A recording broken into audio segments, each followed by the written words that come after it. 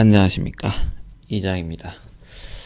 오늘은 뭐 한 두 개 정도 리뷰 영상을 했는데, 오늘은 그런 건 아니고 제가 읽었던 책 중에 여러분들에게 함께 나누고 싶은 그 코너, 북유럽, 북 유 러브, 그래서 줄여서 북유럽 코너 되겠습니다. 연초에 제가 오랜만에 인연이 있던 창업자 대표님을 만났는데, 여러 가지 이제 뭐 자유학교라하게 좀 지냈던 이야기를 하니까, 당신께서 굉장히 선물도 많이 해주고, 굉장히 인생의 책으로 꼽는 책이다라고 하면서 좀 권해주신 책이 있었는데, 제가 아마 어렸을 때는 이제 읽어봤던 것 같고, 다시 한번 이제 선물을 해주셔가지고,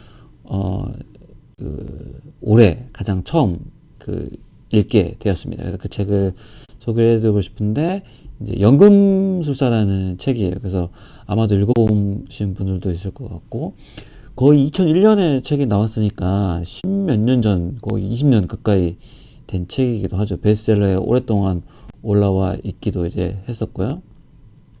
그 책 내용, 그래서 신영국 선생님께서 책은 서삼독이 필요하다. 첫 번째로는 텍스트를 읽어야 되고, 두 번째로는 작가를 읽고, 세 번째로는 이제 그 책을 읽는 독자, 어떻게 보면 나를 읽어야 된다라고 해서 좀 그런 순서에 좀 맞춰가지고 좀 부족하지만 북유럽 진행해 보도록 하겠습니다.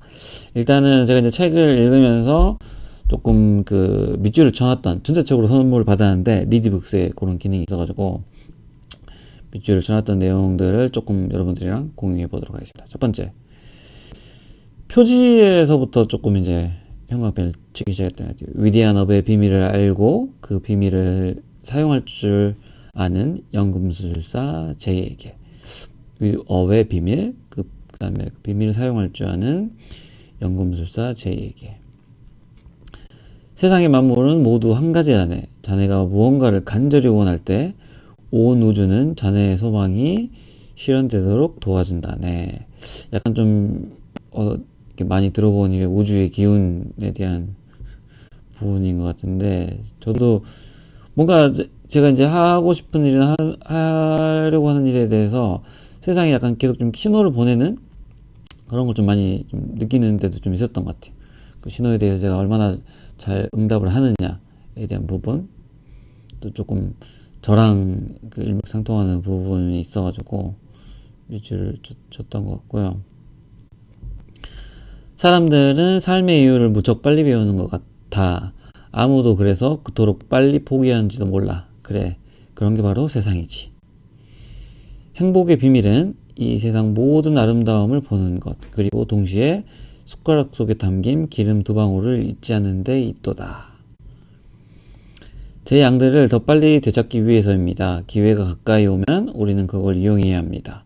기회가 우리를 도우려 할 때 우리도 기회를 도와 할 수 있는 모든 일을 해야 합니다.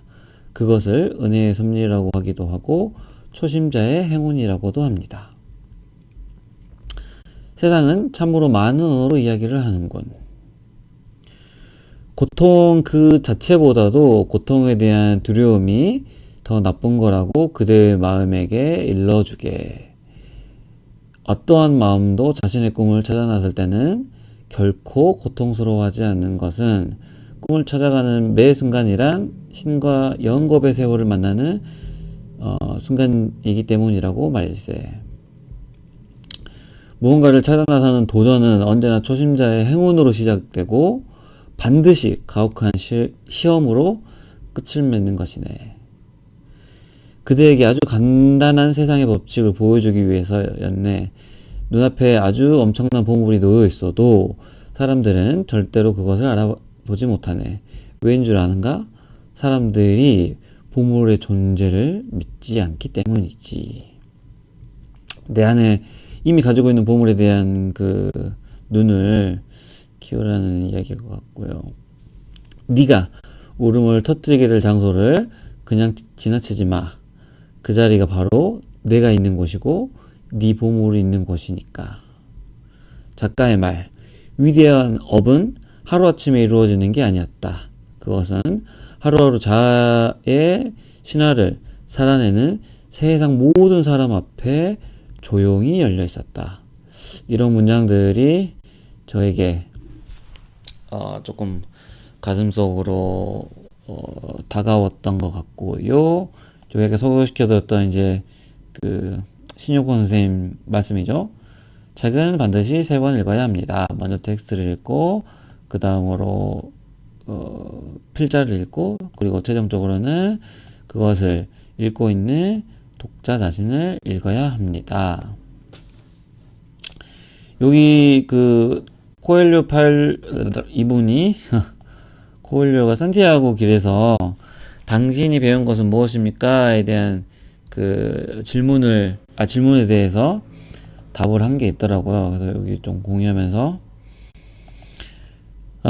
산티아고로 가는 길 위에서 나는 생에 대한 단순한 진리를 배웠습니다. 우선 목적지를 정할 것.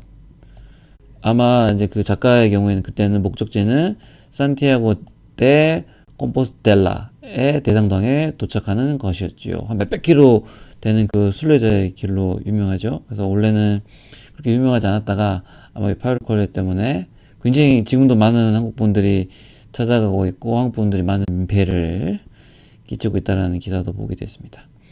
그리고 미련 없이 길을 나설 것. 그리고 일을 복잡하게 만들려 하지 말 것. 만약에 그렇게 하면 어디에도 이르지 못할 것이다. 미련 없이 길을 나서고 일을 복잡하게 만들려고 하지 말아라. 목적지를 정하고 미련 없이 길을 나서고 일을 복잡하게 만들려고 하지 말아라. 그리고 마지막으로 작가가 깨달은 것은 다른 인간 존재에 관심을 기울이고 그들과 교감함으로써 무언가를 배울 수 있다는 것입니다. 이 4가지의 배운 거에 대해서 다 이렇게 공감이 가는 바는 아니지만 제가 요즘에 이제 또 이렇게 마음을 다해가지고 하려고 하는 일들 그런 것들에 대한 좀 고민도 빠져 있기도 하고 뭐 에너지도 있는 상태라서 굉장히 많이 조금 좀 힘이 됐던 것 같아요. 그래서 아마도 지금 2019년 시작하고 1월에 이렇게 세운 계획도 많으실 거고 올해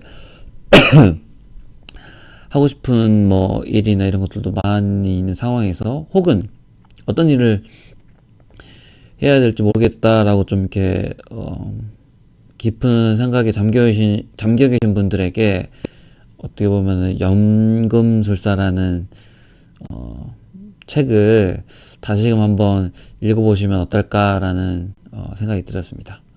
그리고 연초에 만났던 그 찐이님에게도 이 책을 추천해 드립니다.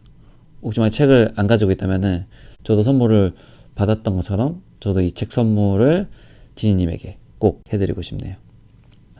오늘은 연금술사를 소개를 해드리면서 이장 방송의 북유러브 마치도록 하겠습니다. 감사합니다.